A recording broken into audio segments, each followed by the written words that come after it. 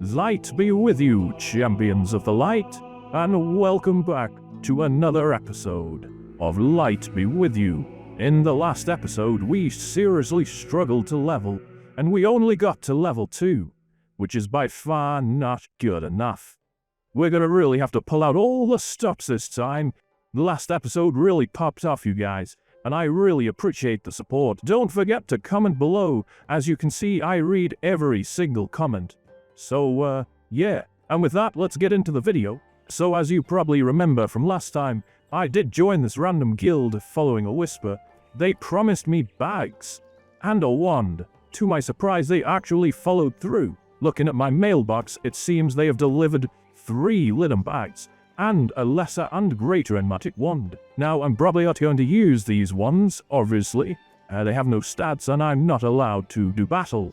But they surely will vendor for a healthy sum of silver. We have a slight issue, guys.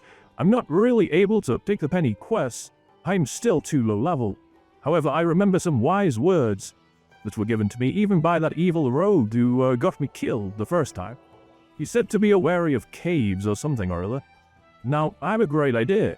What if I were to go to one of these dangerous caves and offer to heal other adventurers? And perhaps if they invite me to their group, I can gain some experience on the side. Perhaps even some supplies and copper from the kobolds that dwell within. Ah, there we go, an adventurer. Typical warlock behavior. Am I right, my fellow paladins and priests? Ha ha ha. Typical warlock behavior. There's gotta be someone else around here who needs my aid. Someone more appropriate, I should say. Ah, who is this small and minute fellow? And hopefully they will respond, but turns out no, they're just going to keep running. Okay. Well, I guess I could try again. Perhaps they just didn't see my greeting. Or perhaps I need to prove my worth. I will heal them. How do you like that heal, sir? I can heal you, friendly gnome. Please. Nope, he's not interested. He is targeting me. Oh, and suddenly the gnome invites me. This is great news. All I need to do now is follow the gnome around and offer healing.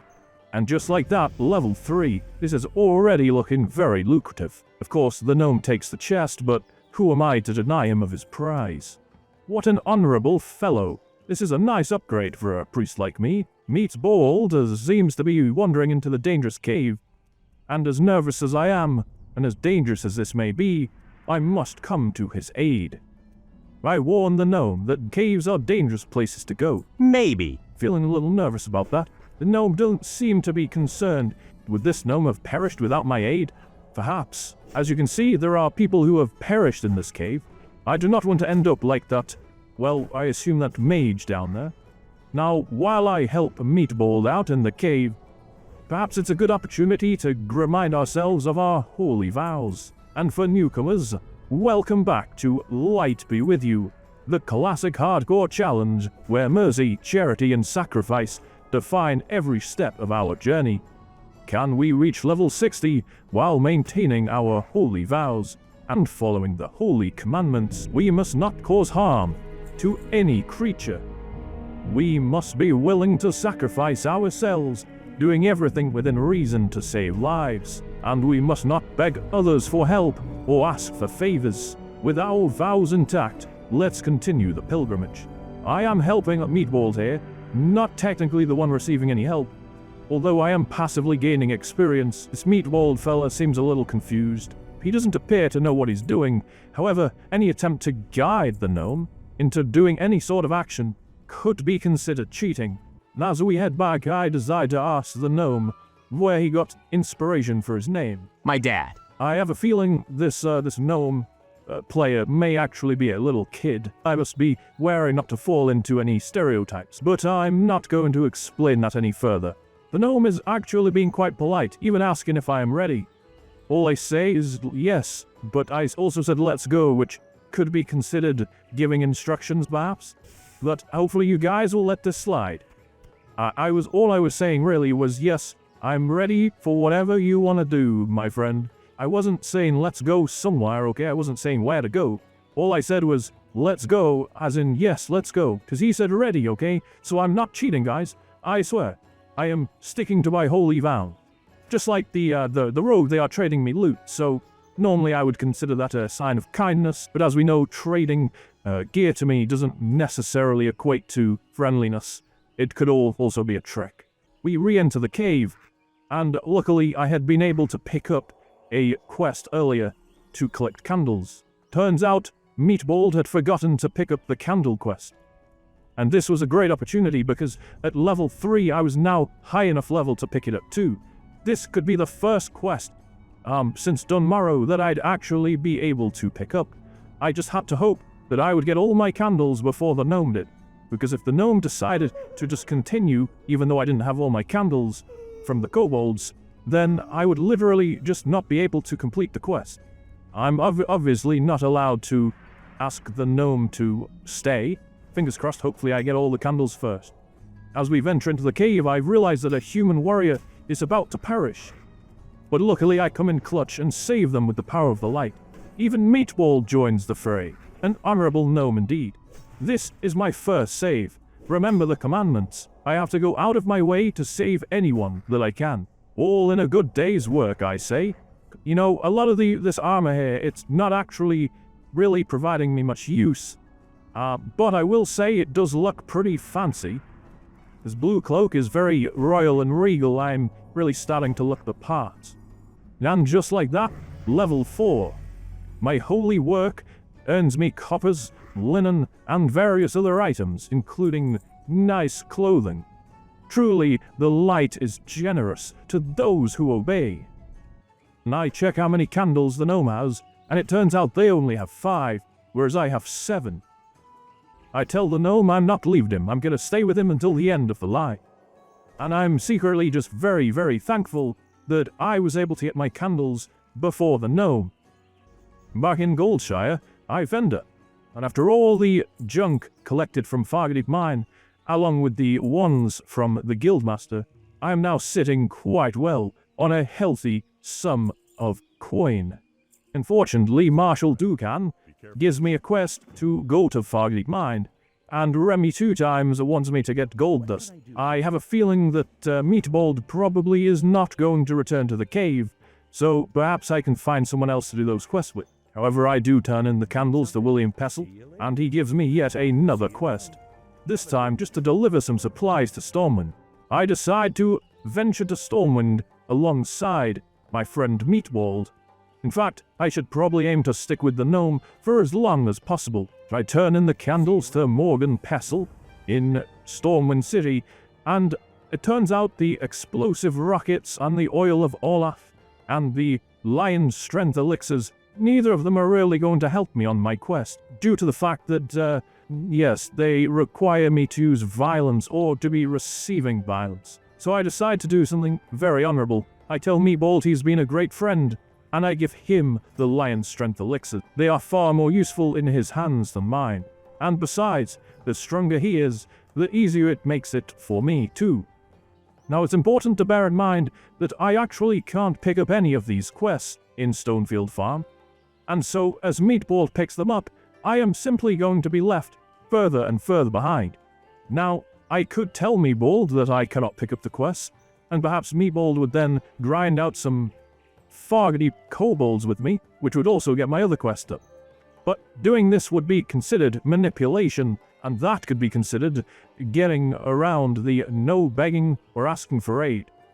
And so I can't. Now, if Meatball were to take the damned initiative and ask if I can pick up the quest, I could simply say no, and then Meatball could help me out with some kobold grinding. But unfortunately, Meatball does not have any initiative, and so I'm just going to have to follow Meatball for the time being and pick up any quests I can. Meatball has a quest to get chunks of boar meat for Billy's pie. And perhaps if I can loot these chunks of boar meat as well, you know, it doesn't actually require you to have the quest to loot the boar meat, so if I loot the boar meat, I can still make progress on a future quest. I level to level 5. A glorious success. Now technically, I can continue with my plans. You see, my plans once reaching level 5 were to grind out some professions and make an absolute boatload of money. Now, I will say that Meatball is becoming a little more impatient with me, and does seem to run quite far ahead. I'll follow him as best as I'm able to, but we don't want to be left behind. I assume Meatball is a quest ahead of me and is now going after the fabled gold tooth. Now, this actually isn't so bad because as I enter the cave, I gain quest credit for scouting the Fog-Deep mine. Meatballs and I do battle with Goldtooth and are successful, and after collecting a few treasures from the cave, I even loot a few gold dust while I'm here. Now, there's no way I can get this quest done right now. We will be out of this cave very soon, but I could always help someone else in Fog-Deep mine in the future and get the rest of my gold dust. But for now, I leave with Meatball. As we return to the Stonefield farm, Meatball returns the necklace to Bernice Stonefield, while I return the chunks of boar meat and pick up a quest to go back to Billy. Unfortunately, Meatball has to let his dog in, and now I'm thinking that perhaps Meatball might be about to ditch me, which tends to happen. So Meatball returns and, without a word, just starts running. If I had been AFK, there's no way I would have been prepared, and I would surely have been left behind. I give Mabel's love letter to Tommy Joe Stonefield. Turns out Meatball had one too. I see an opportunity while Meatball is distracted, and I turn in the quest to Marshal Ducan, the one that I had received to explore the Fog-Deep mine. I even get the follow-up to explore the Jasperlode mine, and although that is a red quest, and very high level for me, I'm sure Meatball will also be on the same one. Go to William Pestle and pick up a quest to collect some kelp fronds from Murlocs.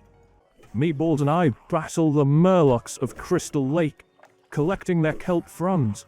Once again, I'm hoping that I will receive my kelp fronds before Meatball does. Fortunately, I'm able to collect all of my kelp fronds first. I even loot some boots, some chain boots that I would normally vendor for myself. However, I decide to give them to Meatball, and to a surprise, Meatball trades me a small lustrous pearl. I have no idea why, but this pearl is worth 2 silver. So I've just basically made free money, and I didn't even really have to ask for it. I just sort of traded him something way less valuable. I turn in the kelp fronds to William Pestle, and while he brews up the potion, Meatball runs on ahead.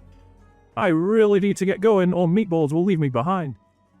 I quickly accept the quest, and now I've got my work cut out for me. I'm going to have to somehow close the distance with Meatball.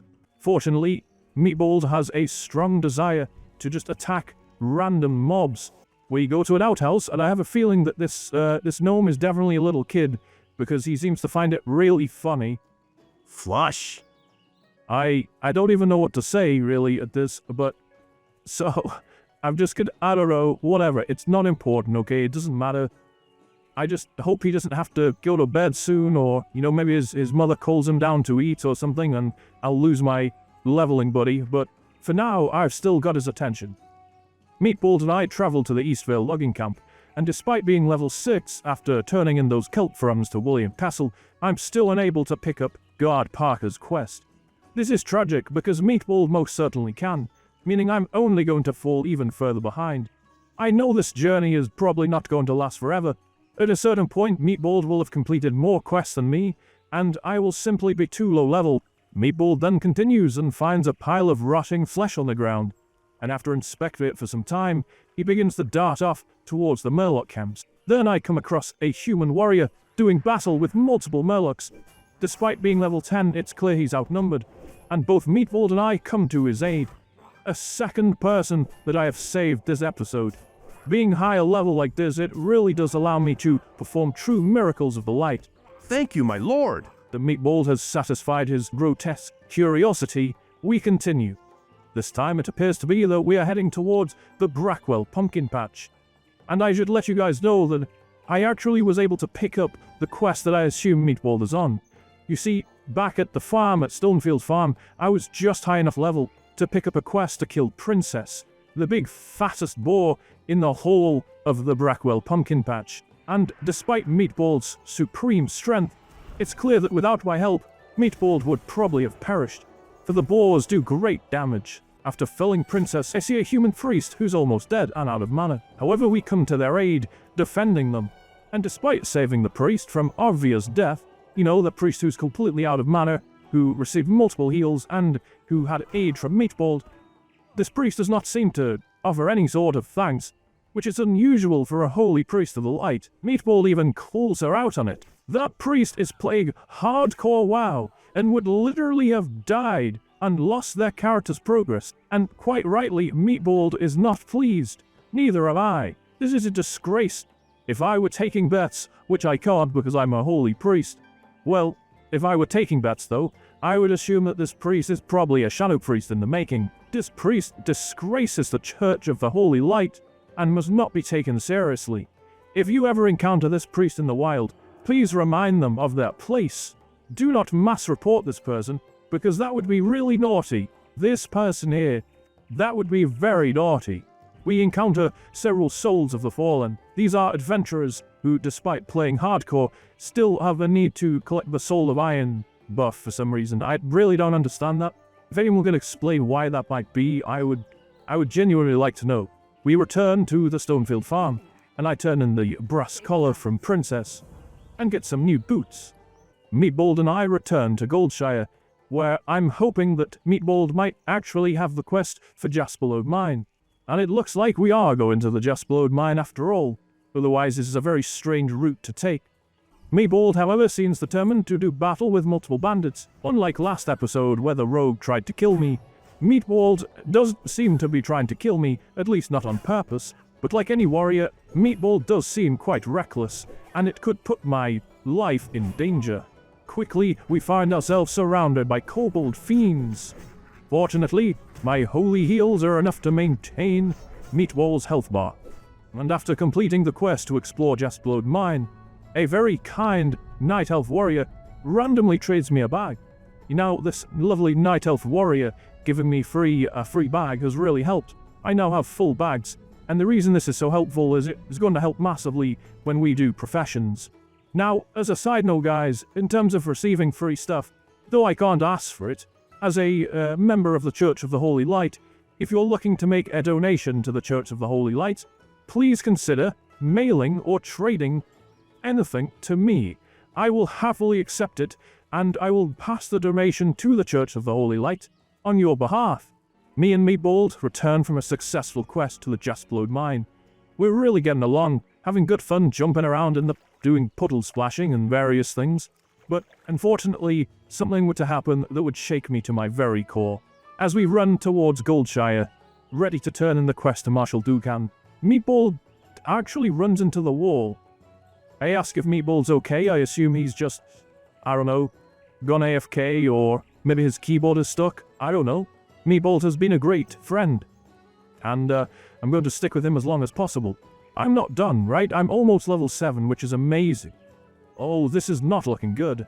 I wait there for several minutes, but there's no sign that Meatball is returning anytime soon. However, I know Meatball will still have to turn in this quest, so I take the opportunity. I chance it, and I run over to turn in the quest to Marshal Dukan. And just like that, level 7, and I've received another quest, simply to speak to a fellow in Westford Garrison. I take the opportunity to vendor as well, and repair my equipment. Unfortunately, when I come round, I find Meatball's no longer running in place, but instead AFK. Yet, for some reason, still standing up. I've never really seen this, to be honest. Is Meatball literally trolling me? Is Meatball just tired of playing with me and is trying to convince me that they're gone? But it's been quite a long time now, and I'm getting a little concerned. It's been well over 5 minutes like this. Then the worst thing happens right before my eyes. I watch as Meatball gets Thanos snapped. Now, I have no idea what happened to Meatball. Did he simply disconnect? Did he, I don't know, maybe his family got taken hostage or something? We'll never know, I suppose. Meatball may genuinely be dead, for as far as I know. So I wish you all the best, Meatball. If you're watching this in the future, I just want you to know you are a great friend, and you were there early in my adventures when I really needed your aid. Now guys, thank you for watching this episode. We will definitely be doing a third one. I think next time we will try and make a ton of money. So guys, if you can like and subscribe, that would really help me. I would really appreciate it. And again, don't forget to comment below. I will read all your comments. Now, thank you kindly, my friends, and light be with you, and good day.